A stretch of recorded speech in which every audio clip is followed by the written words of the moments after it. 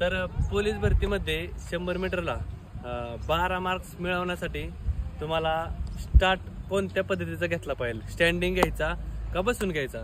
तर मी तुम्हाला सांगेल, स्टँडिंगचं कसं असतं, अचानक तुम्हाला सुटता येत नाही. जसं की आपण गाडीचं कसं असतं, पहिल्या दुसऱ्या तिसऱ्या असं घेरणीत जातो, तसं स्टँडिंगचं पण स्टार्टचं आहे. जर तुम्ही अचानक उभा असाल तर डायरेक्ट स्टार्ट मारता येत नाही.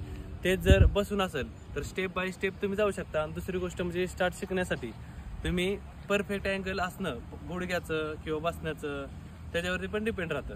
तुम्ही कसं राहता, तुम्ही बसताना काय करता, अँगल हा जो गुडघ्याचा अँगल आहे तुम्ही पुढे ठेवता. ह्याने काय होणार आहे, ज्यावेळेस तुम्ही उभं राहणार आहे त्यावेळेस तुम्ही फक्त स्टेबलच राहणार आहे. त्याचबरोबर ह्याच्यावरती किंवा हँड रिॲक्शनवरती प्रत्येक गोष्ट असते, म्हणजे टायमिंग सुधारण्यासाठी. त्यामुळे तुम्हाला काय करायला लागेल, आता मी माप घेत नाही पण मला सवय लागली आपाप डिस्टन्स घेण्याची, त्याच्यामुळे मी डायरेक्ट टाकतो आणि माझा परफेक्ट अँगल बिंगल बाकीच्या गोष्टी राहतात, त्याच्यामुळे एकसारखी बॉडी स्टेबल राहते.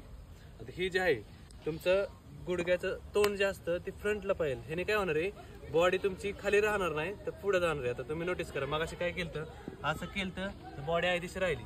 पण तीच जर गुडघ्याचं तोंड खाली असेल आणि बॉडी तुमची पुढे असेल तर तुमची बॉडी अशी जागेवरती राहणार नाही, तर पुढं डाऊन होणार आहे अख्खी.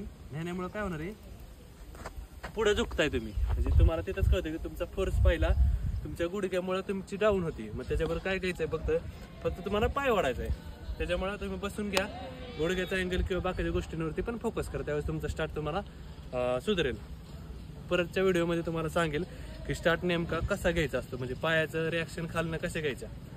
अशा टिप्ससाठी MK fitness club and career अकॅडमीला फॉलो करा. धन्यवाद.